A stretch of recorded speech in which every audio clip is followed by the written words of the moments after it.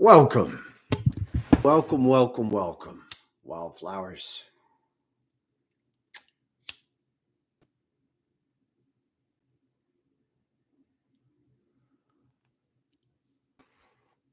Today's going to be a wild ride, people. It looks like something's wrong with the chat window, but I don't know what to say about that. There is something wrong with the chat. If you knew how much I'm a bad man, I believe you can learn to tune in and re-begin. Let's re-begin. I am not infallible. I make no claims to perfection or the concept that divine truth is always flowing through my mouth. I need you to appreciate this and respect this because recently I've been getting more respect. However, I'm well aware that some people, certainly not most, but some people will give me the absolute best and then completely hate me because they gave away their best and I made a little slip and now they want to destroy what they think of as me, which is really what they gave me. Please appreciate I'm just doing the best I can. In the Gospel of Thomas, Jesus says, before you attempt to remove the speck from another man's eye, remove the beam from your own eye. So we're going to begin today with a brief lesson. I really don't want to take more than 5 minutes on this.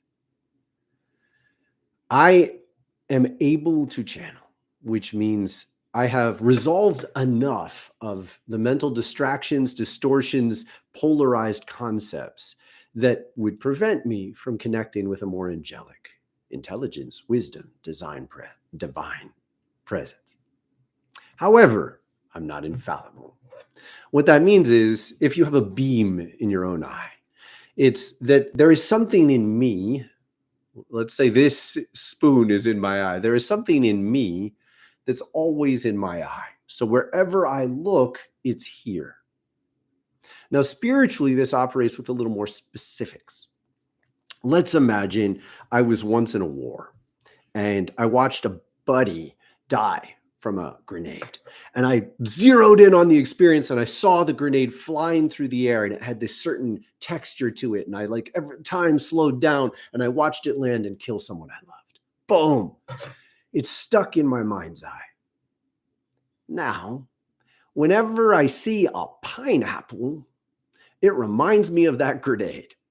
And someone's trying to give me a pineapple because, look, just bear with me.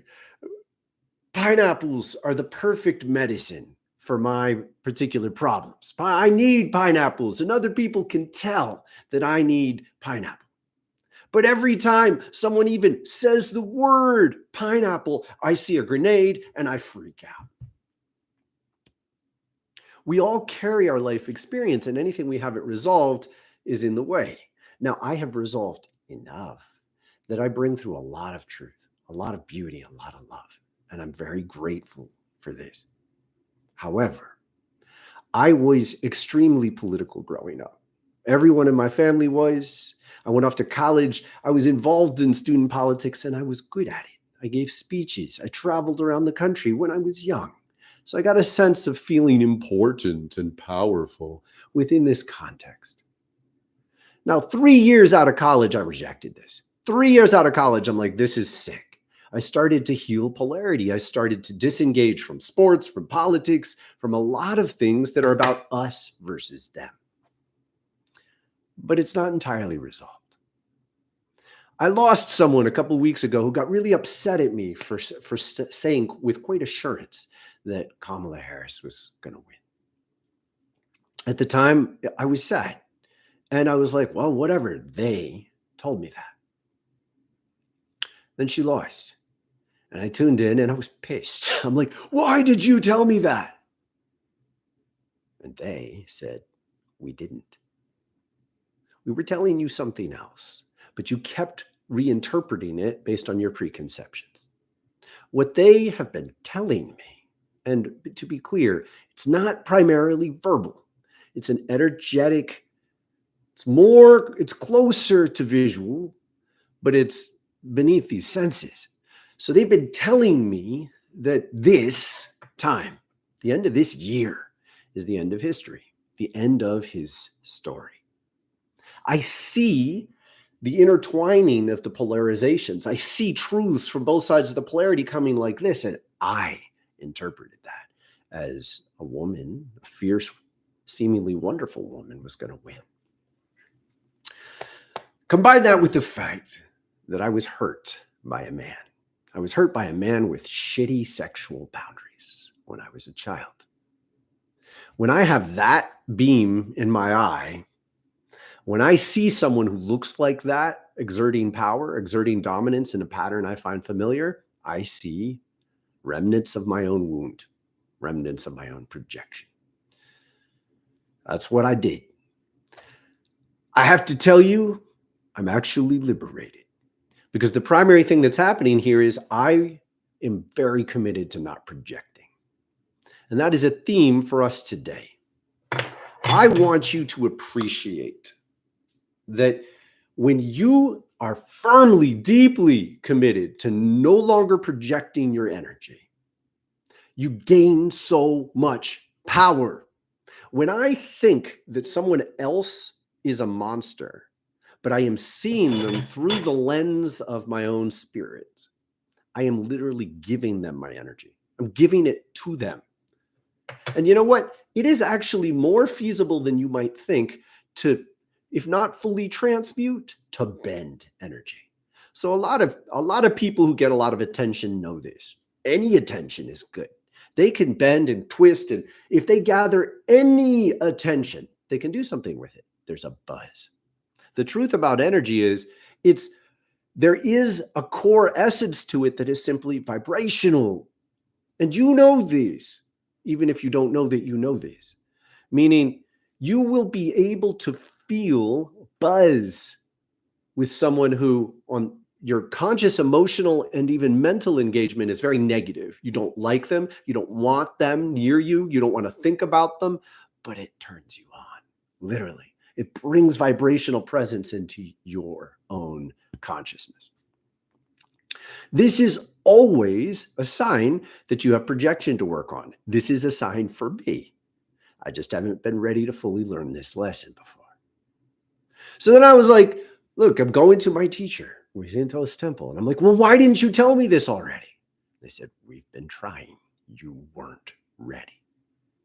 I could have a perfectly cogent, extended conversation, everything getting through clearly. And then as soon as they say pineapple, I think grenade. So they can't say, you've got to stop turning pineapples into grenades, because as soon as they say pineapple, I think grenade. I hope you get this connection. It's harder to heal some of these patterns telepathically than it is in person. In person, we have the capacity to sit with a human being and pause things. But when we're getting messages through divine presence, there is a huge cost to losing the flow. So if they're sharing with me and I get triggered and I'm going, oh, grenade, grenade, and I'm back in my trauma, I lose the rest of the message.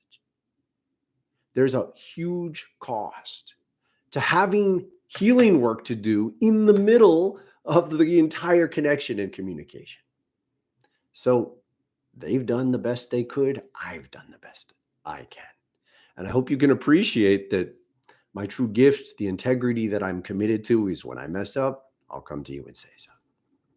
Now, look, in all fairness, I honestly have not been referring to this a lot. When I have, I've been firm. We're in a different world right now. I refer to this, I explain it more on my personal channel, Daniel Fusion. To be honest, it's just an unleashed thing. I started it up so I can post without being worried. If you want to think with me anymore on this issue, please hop over. Links in the description. Let's move on. Who's here? What's up? Hailstorm, welcome here. PS4 Reels. How are you? Angie, Sarah, Tom, Cosmic Man. It's good to see you all. Barado, I love it. I love it. First light, thank you for being here.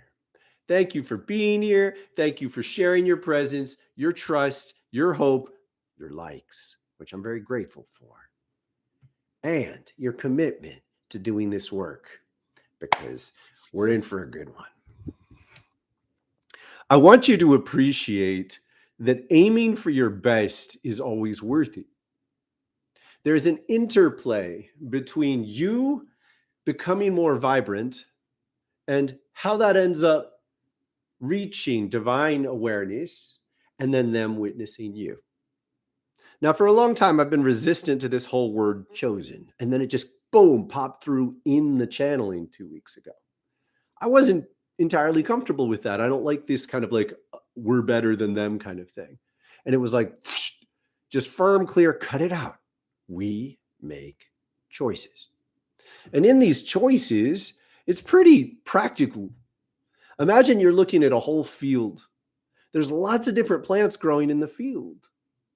They are looking at fields of human presence and they're witnessing who's working, who's trying, who's thriving more than they used to, who has a glow of health. We're going to help you. Keep it this simple. It is your effort towards health that matters, not entirely your success. They love essentially being present in a way that helps lift you up. I don't know if you garden, but if you grow many kinds of tomatoes in a way that the tomato itself touches the ground, it's much more likely to rot. Spiritually, it's kind of similar. You might bear fruit that's too heavy for you to hold up. They'll prop you up. They'll give you support. They'll guide you towards conscious decision making that will put you in a position where you'll bear fruit that will live. Be present. If you consider that you're operating on a flat plane of reality, you're just, all you see is what's in front of your face, and spirit guides, they can fly and they can see from above. And they do actually have limited resources. They need to make choices. Once you've been witnessed by a divine spirit guide in this manner, it immediately juices you up. It enlivens whatever's best about you. This is like a co-sponsorship deal where if you are willing to put your heart and your effort and your time into being healthier and more present and more committed to managing your own energy, they will help you. You put in $5, they'll put in $5. It's very straightforward and it's reasonable. Now, the first ground rule here, do not develop an ego over this shit. We've got way too many people building egos out of spiritual dynamics. Teal Swan does a great overview of this. Check it out. When you build a spiritual ego around whatever conscious effort you've been trying to make, what you're probably doing is reverse engineering what other people suggest. So in yoga, I find this both very annoying and very amusing in a sense. If you get someone who's very experienced as a yogi and they attempt to describe what they're experiencing, and then you go for specific elements of that, you try to replicate a deep pose, I don't know, you might miss it. You want to know what I've noticed is the most fundamental component of getting deeper in a yoga pose? The spirit of it. You've got to tune into the present. You've got to tune into what it feels like to succeed in embodying a new state. And if you just try to emulate the muscular movements, you're going to wrap your head up in knots. Same thing with your conscious yogic presence. In so many ways, states of consciousness are kind of like yoga poses. Yes, you need to aim to have strong enough arms to hold you up and strong enough core to keep you centered. And what you might want to start with is the essence of how to transform. Transformation is not simply a positive thinking story.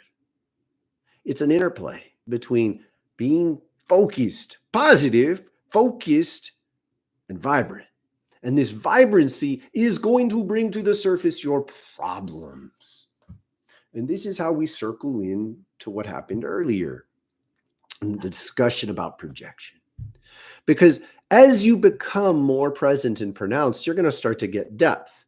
If this spoon is far away, or well, it's to you, if this spoon is far away, it looks very different than if it's close. You have to start to gain depth perception on what you're seeing in the world. And the first element of this is to begin to distinguish between what is you and what is not you.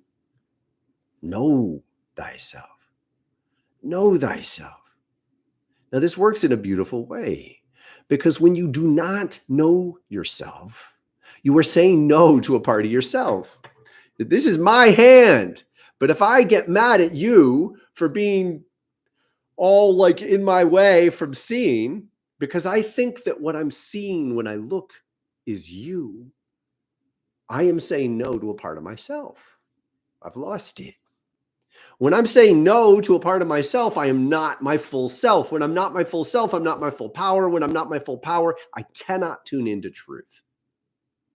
And the gift of this is to say, look, you want your power back. Every single one of you is projecting in some ways. If you're not willing to commit to facing this honestly, you're going to stay stuck for a while. You can stare at someone who has done exactly the same thing that's hurt you. So let's say you were a little kid and you got punched on the left temple. You got punched right here. You can still see the bully that did it. And then you walk down the street and you see someone else punch someone right there on the left temple. It's not the same person. You have to be able to distinguish between what happened to you and that this is a different event. You cannot take your negative emotion and project it on someone else, no matter how bad they are.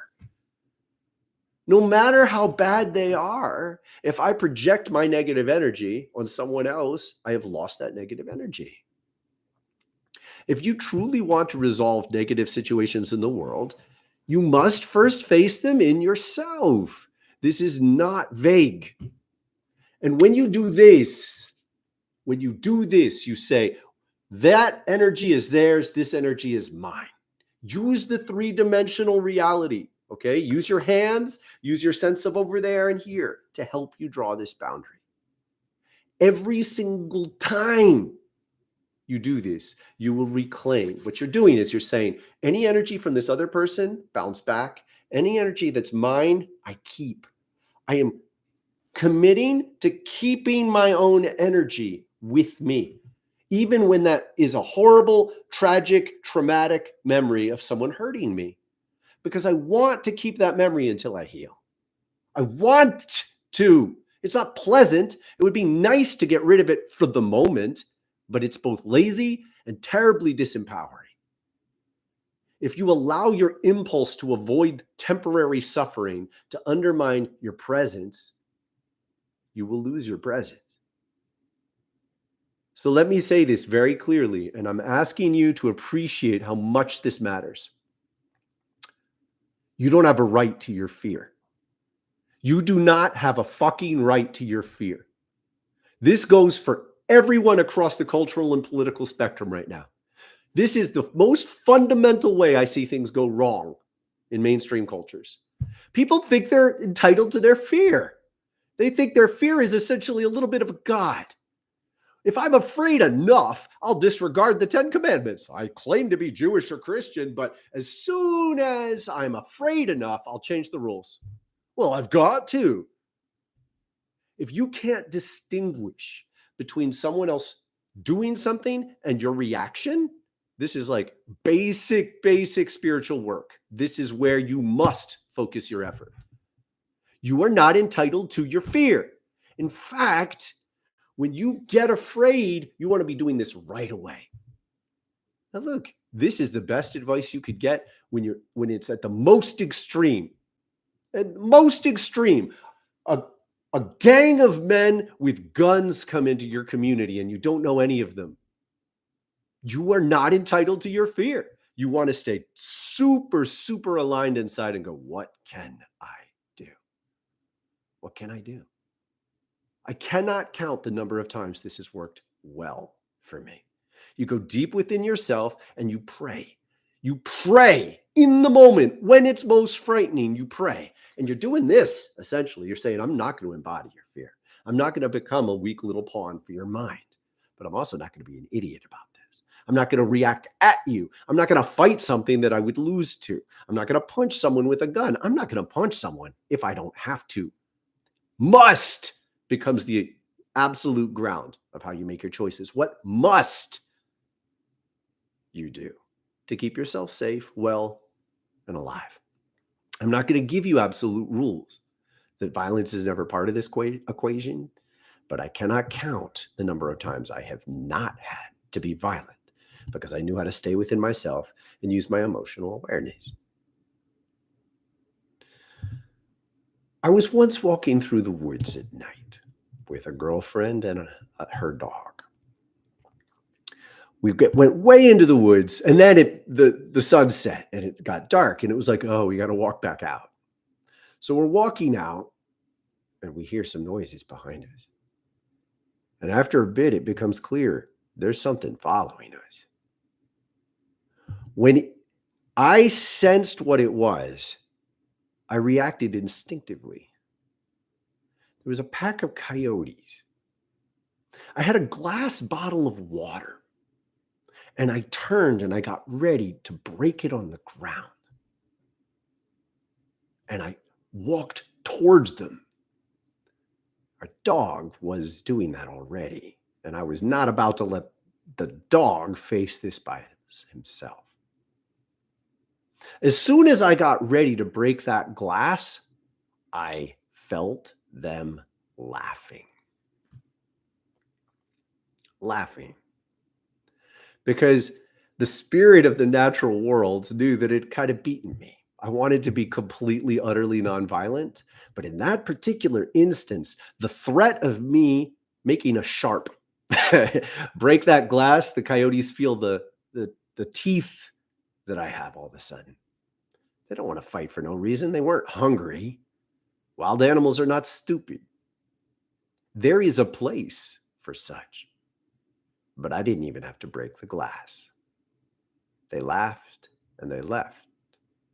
My energetic presence held a center that allowed me to make only conscious choices. You need this tool, and you don't get this tool unless you know how to do this. Anyone who's ever been under threat of severe physical violence, you know that there's a reciprocal relationship with whatever is threatening you.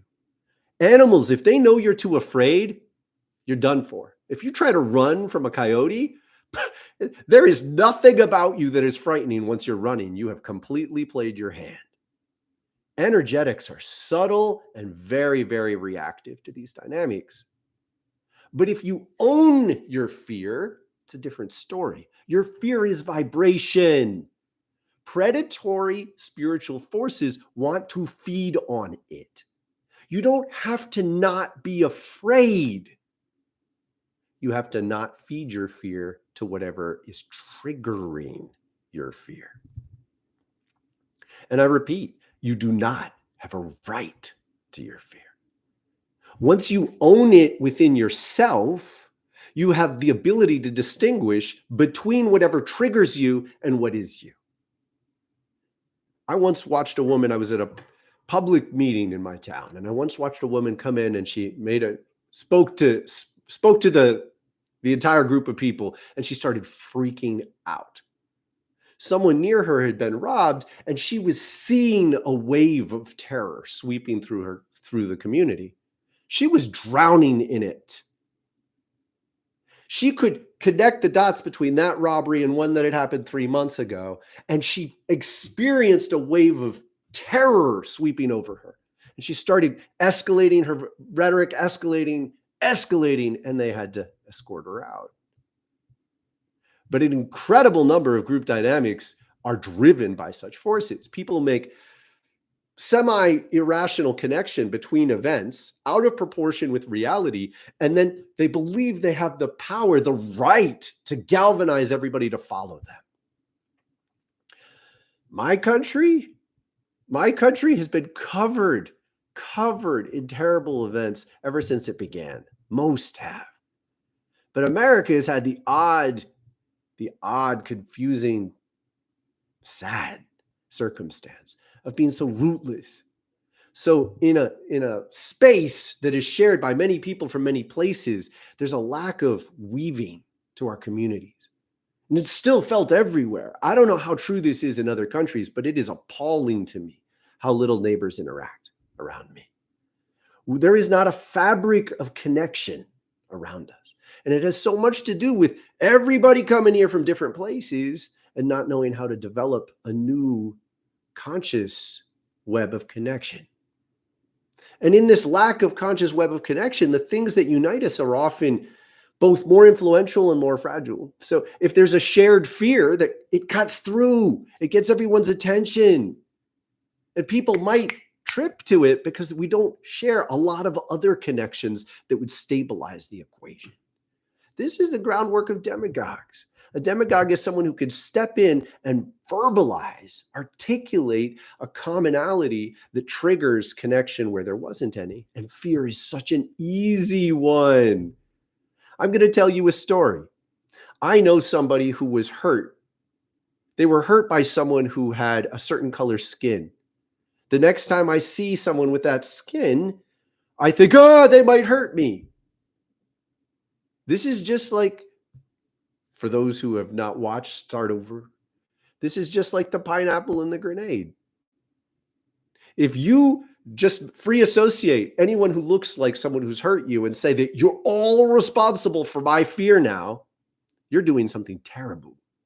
Now, everybody who looks like your fear is being made responsible for your fear. They're forced to digest your tension, your terror, your desire to have a thug come by and push them away from you. And you think you have a right to do that because you're afraid. No, you got to own your fear. This is base level. This is base level. Now, again, I want to appeal to your desire to be your best. This is not about being a good person. Your fear is your power. If you feed your fear to someone else, you lost it. You lost it. A true rainbow warrior holds the war within ourselves. We don't allow reality to masquerade as if we really have enemies. We don't have any enemies. Doesn't mean you might not have to fight. But you're not fighting with enemies. You're fighting with sickness. And you must start within yourself.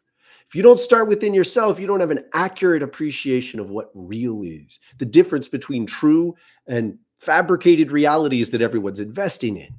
If a lot of people invest in the same bullshit, it's still bullshit with a lot of people's investment papered on top. And the thing about bullshit like that is you have to keep feeding it. You have to keep feeding it. I'm going to tell you a little story. There once was a monkey eating a banana on a raft. He was eating the banana without peeling it, sitting with his legs in the water on the raft. Can you see this? Can you picture it? Imagine it. Imagine this happening. The monkey's sitting on a raft. It's a sort of dilapidated raft he made himself, but it's pretty impressive this monkey made a raft. He's eating a banana, but he's not peeling it.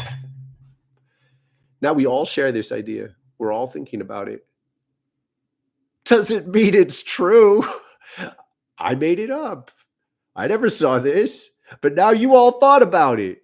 So now this idea that I made up, we've got however many people thinking about it. There is no intrinsic truth to the story I just told you. So if this story is going to spread, you have to feed it. You have to feed it. The difference between truth and bullshit is that bullshit has to be fed. Truth feeds itself. This is very important. Bullshit has to be fed by you. And the hard part for so many people is you're feeding a lot of bullshit. You're feeding a lot of bullshit. You're feeding a lot of things that aren't true. The world is covered in spin right now. I am exhausted by how often people just, well, we're going to take something and just turn it and twist it and push it and press it and paper it and try to get you to emulate their thought patterns. But it's really no different than this sense that a monkey is sitting on a raft. He is sitting on a raft. His feet are dangling in the water. He's eating a banana, but he hasn't peeled the skin. See, I had to tell you again to get you to think about it, because this is a bullshit story. I have to keep reinforcing it, feeding it. But now we've taken up time. We just spent 20 seconds on that. We have all given 20 seconds of our lives to a complete bullshit story about a monkey that doesn't exist. It matters. How much of what you pay attention to is pure bullshit that has nothing in it? These are the things that prevent you from being chosen. These are the things that indicate to reality that you're lost. You're just bleeding into the ground. You're feeding your time. Your time is like blood. It's your attention. It's your life force, your focus. When you put your focus on something that grows, you keep that investment forever. When you put that focus on something that just has no internal integrity, like there's a monkey, he's sitting on a raft, his legs are dangling in the water, and he's eating a banana without taking the peel off. Shit, we did it again.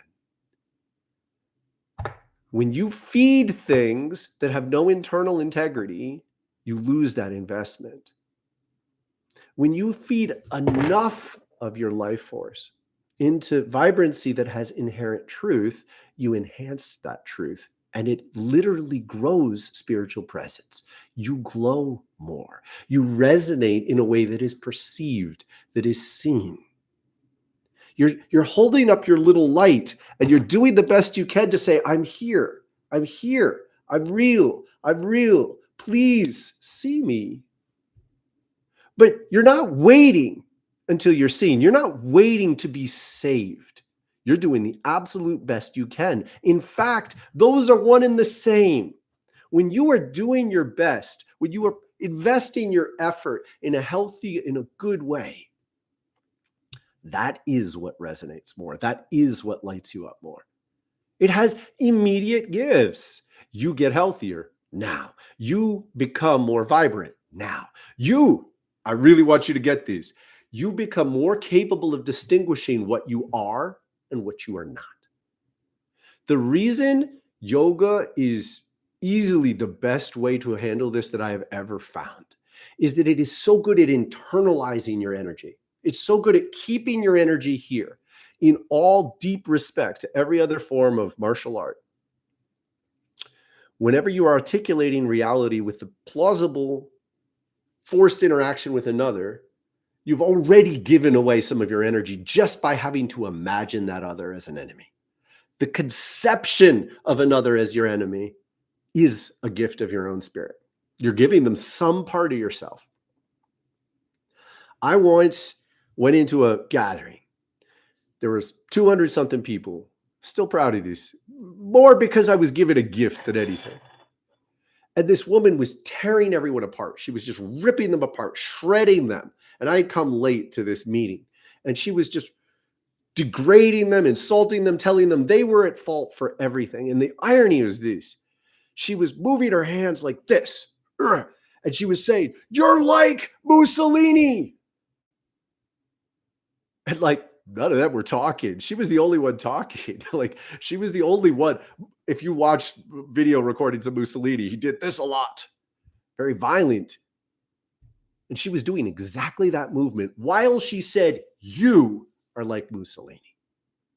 Now, two things. One, she was projecting.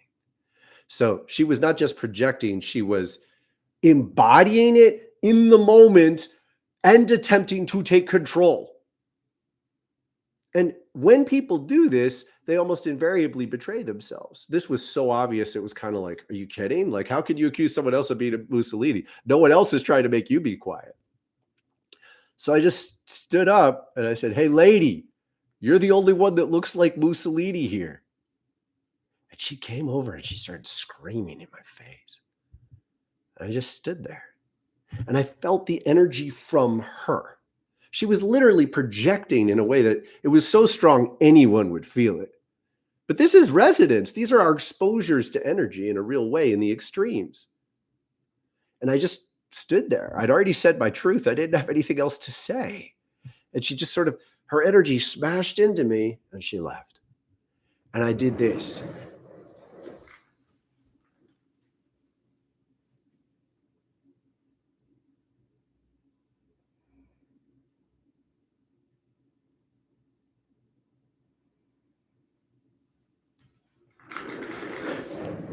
It was the best yoga pose of my life. All of that energy poured through me, grounded, and I held in my hand, reached up and held the moon. The moon had just come out. It was at dusk. And I connected the heaven and earth, and I'm like, oh my God, I understand yoga. Like, I had never understood yoga more. That pose is called reverse warrior. And in that moment, I'm like, oh, I get it. These poses are like magic spells. I reversed war. I didn't have to do anything else. And I took all that energy. She gave me all that. I felt exquisite. Absolutely amazing. She gave me energy and I had the capacity to transmute it. And I didn't think of her as an enemy. I thought of her as someone who was lost. And I didn't think of her as a rational human being who I could argue with much.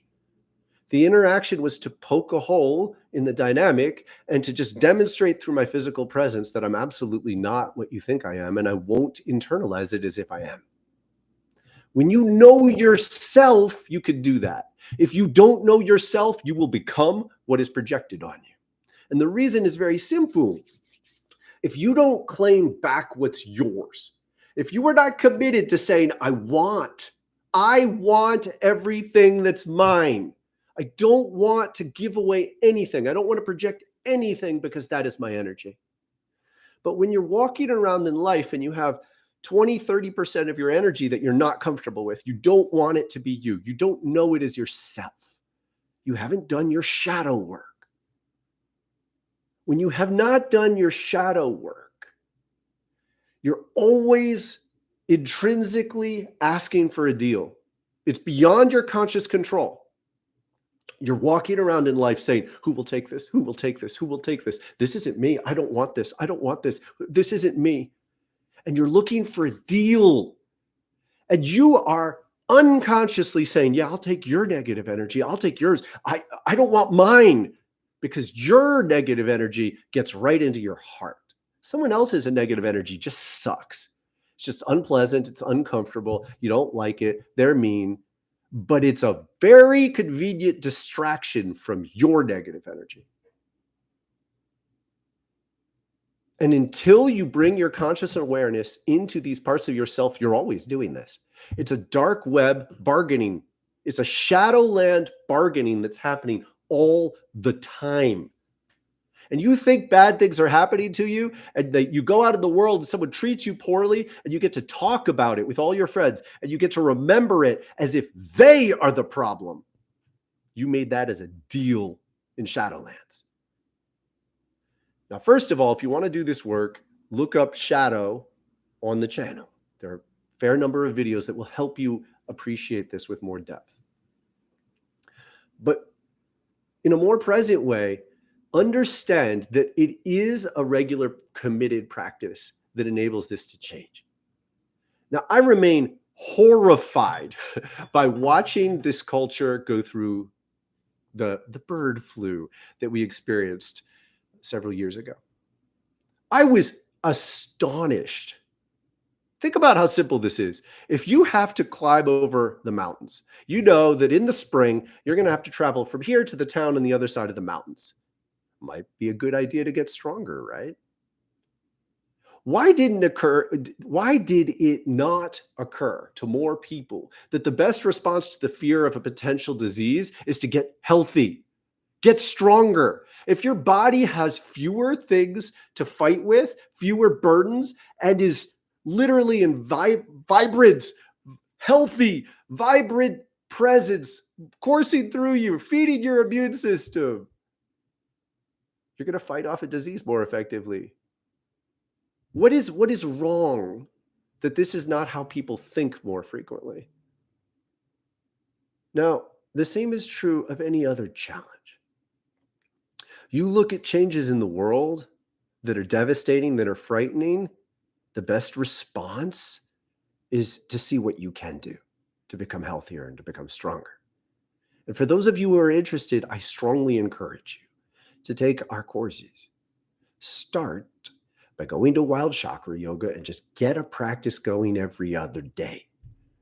This is twofold. I respect and support a wide range of spiritual practices.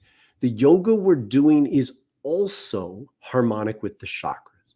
So this is not just getting you in better shape, it's getting you tuned in a way that helps you learn how to communicate with your spirit and reveal and see your shadows, reveal and see the baggage that you're carrying much more honestly. So we have a whole system of appreciating and understanding how this works. It takes commitment, and it takes as much commitment as it takes.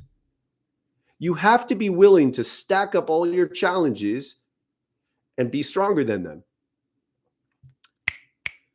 Are you afraid in the night? Are you afraid in the night? Last night, I felt a wash of fears. I've presenced myself in my community as someone who can help manage more because I can. And last night, I felt a wash of fears. And I know myself well enough to know these aren't mine. I didn't make them. They didn't have the character, the taste of anything that is born out of my spirit. And I know how to do this. So when I received these fears, I knew how to ground them reasonably well. Here's the routine. You wake up in the night and you're anxious, or you can't fall asleep and you're anxious, don't lie there more than 15 minutes. You know if you're about to fall back asleep. If you're not about to fall back asleep, don't fool yourself. It's just torture. Sit up. Sit up. Now, if you need to, get your back against the wall. That's fine. You want your spine vertical. Now breathe. I just posted a couple yoga shorts on the yoga channel, which is also linked in the description. It's the same one I just referred to. Wild Chakra Yoga. You want to sit for about 5 minutes. This is rough. If after 5 minutes your body is too uncomfortable, don't move for 5 minutes. But after 5 minutes, if your body's still uncomfortable, do a little yoga. And do the yoga you could do right where you are. So you're sitting here, you're sitting. You can lean, you can twist, you can fold, you can lean back. Now, do that as long as it feels good. Now go back to sitting. This rhythm will accentuate itself. If you're not putting a lot of pressure, and I really discourage pressure on yourself to accomplish anything in the night during these circumstances, what you're trying to do is dance with the fear to transmute it. And make no mistake, what we call anxiety is often a fear wrestle match. Whatever name you're going to call it, this is energy that's unwanted, and largely unwanted energy is generating negative scenarios all on its own. And you need to be able to distinguish that even if you have the face of someone you know, someone who's a public official, someone's who you've decided are your enemies, even if they have your faces, they're your faces. You put those faces there. And you don't want to feed this to them because you are giving them energy. There are certain individuals in every community I've ever found who they're fear monsters. They eat it. They eat your hatred. They eat your fear. They want it. They know how to do something with it. And in all likelihood, they're not as bad as your fear. They're a little bit less. They're not that bad. They're assholes. But really, they just want you to keep feeding them. They're not going to do these terrible things you see. In most likelihoods, they won't. You need to learn to distinguish if you're trapped in a fear-feeding frenzy. And I say this because a lot of people right now are trapped in fear-feeding frenzies, and you need to know how to respond to this. And make no mistake, yoga is the supreme martial art. You can destroy negative scenarios before they occur.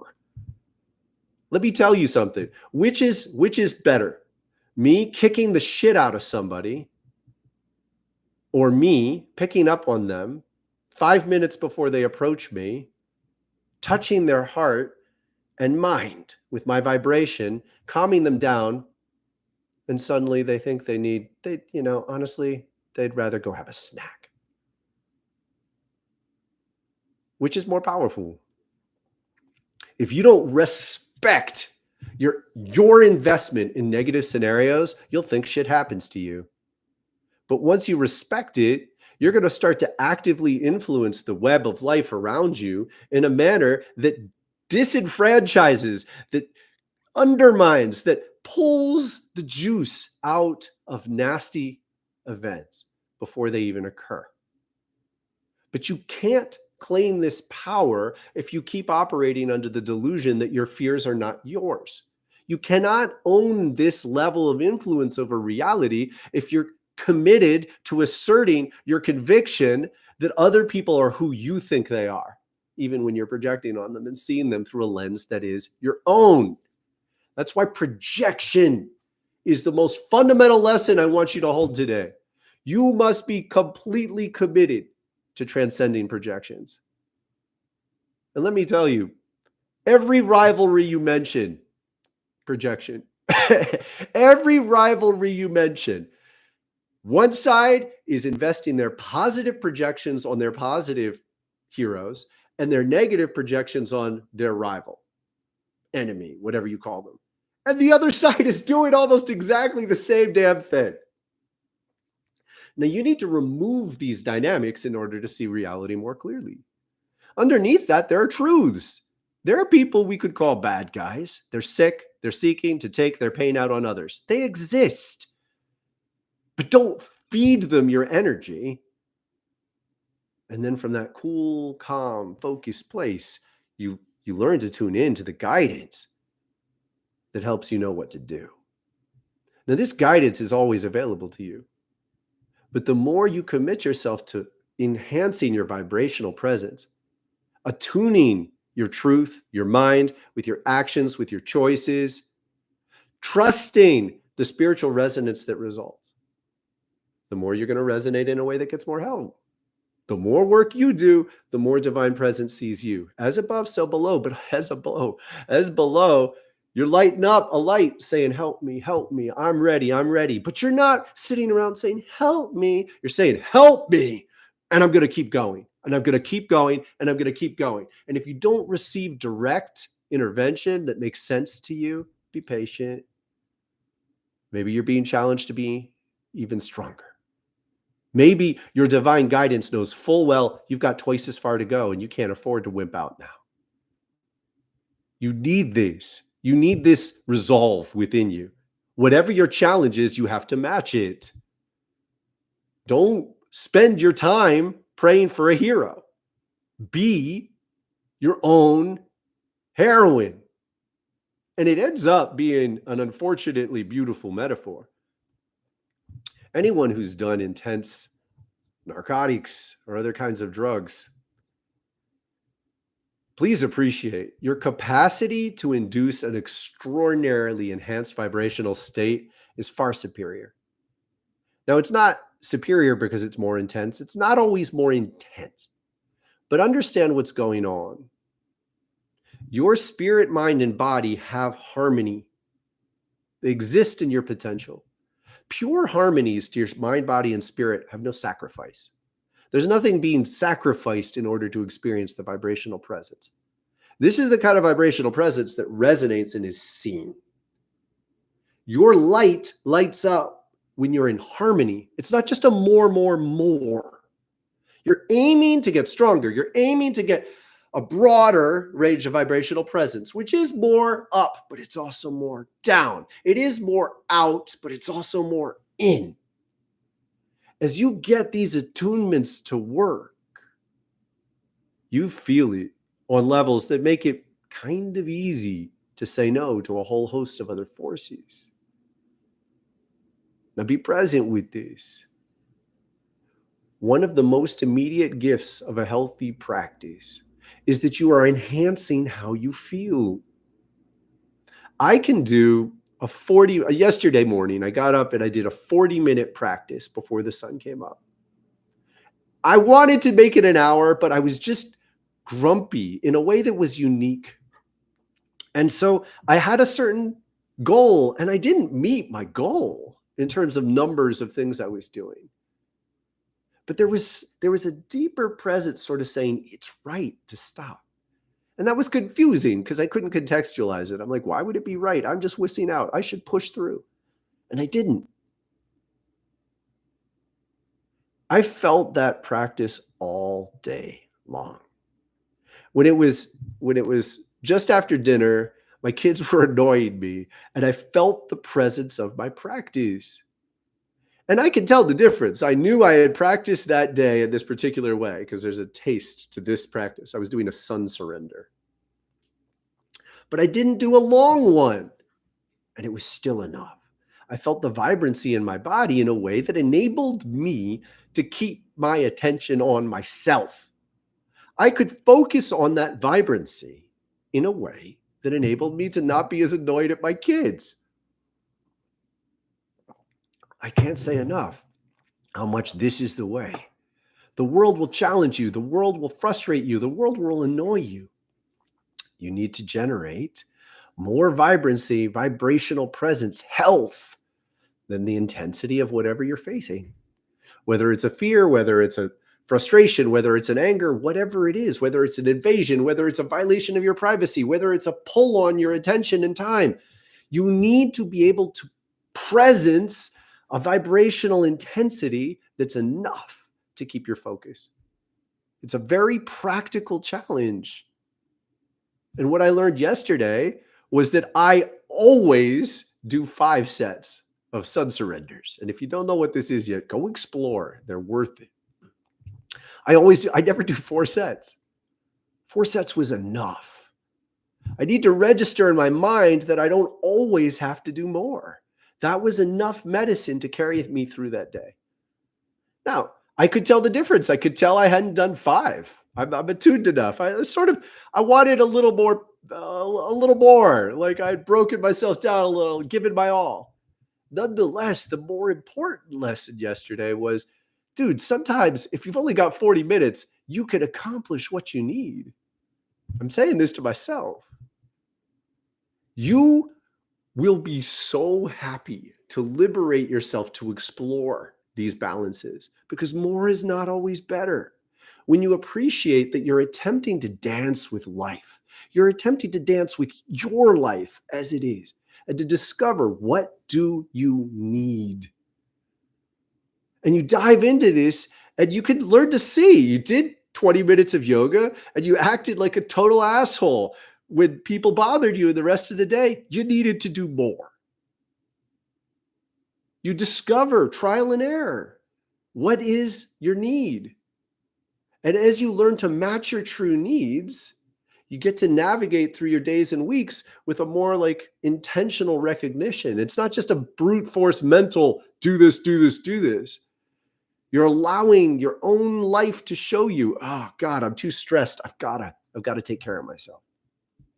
You need to take care of yourself. We're here to help you do it. Hop over to Wild Chakra Yoga. Check in. Practice every other day.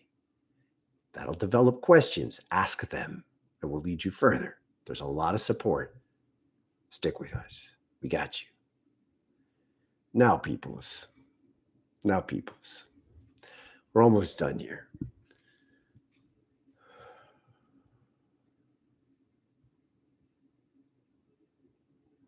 I want you to know that the future is better than anything I've seen. I see a path through the storms. No, I'm not always going to be perfect. But if I was leading you through the jungle, I don't think you would get pissed at me if we encounter a challenge that's unexpected. But you might be pissed if I told you that challenge wasn't real and it doesn't hurt anybody. We're doing the best we can in this life to contend with what we don't know. I cannot tell you what will happen, But I can tell you that I see vibrant, healthy growth in the world and in humanity that's beyond anything I saw 20 years ago.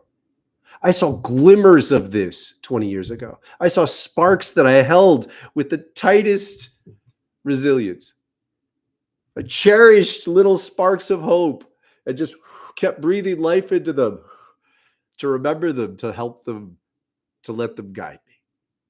Now, I see it more present than ever. For me, there's this as above, so below, where I could step into the presence of a spiritual truth that exists, and it represents what can be, but it exists now.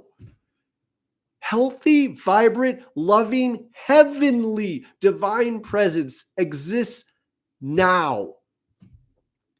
When we free ourselves from investing in the fears, investing in the dramas, investing in the traumas, and invest in the health, this is much more than positive thinking.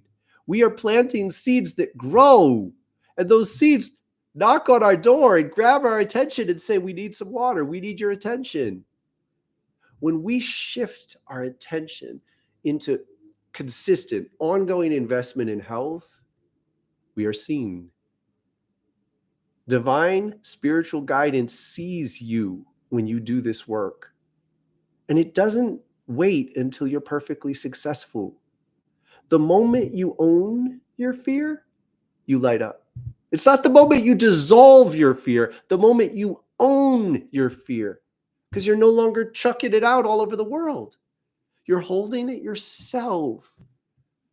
The gift of this lights you up. You look more beautiful to a divine presence. You vibrate in a way that's a little song. You end up flaming. You look like a wild flowing fire, a flower of this world, tapped in with your roots, shining with your light, extending your spirit beyond your space, making the world a slightly better place, putting a deep, kind smile on the face, and learning to erase your former investments, the things that pulled you down. Get yourself over this threshold where you light up enough, where you become a basic, simple, wild, flowing fire. Most of you already are. Enhance it a bit more, and then begin to cherish the signs that you're being watched. You're being seen. This is a choice. Experience it this way. Don't sit there debating whether it's real. Please. Don't sit there demanding you get more. Please focus on what you can do. What can you do to be a little healthier today? I'm going to leave you with this. Take some breaths here.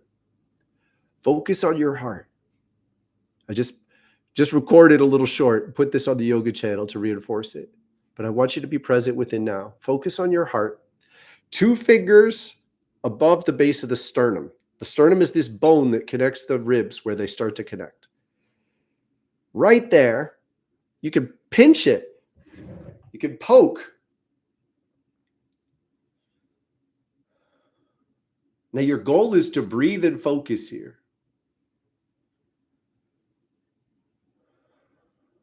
And I can tell if I breathe in now, it won't. There we go. The rhythm. There's a rhythm to the resonance. If you breathe too off rhythm, you lose focus. When you breathe on rhythm, you gain focus. Prioritize the rhythm. Hold your breath until you can feel it. Pinch your body if you still can't feel it. And then you're trying to get deeper from within the healthy rhythm. This is the same way I talk. This is the same way I try to live. You're feeling into the rhythm and you're learning here with your own heart.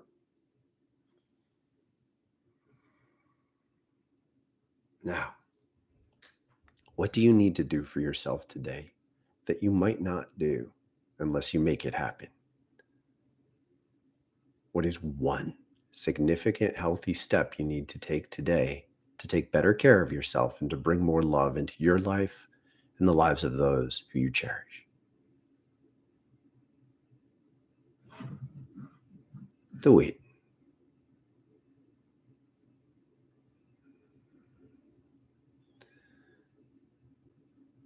I love you, people. See those of you who are in the sanctuary, see you over in our meeting quite soon. Thank you for being here. Much love be with you and your family.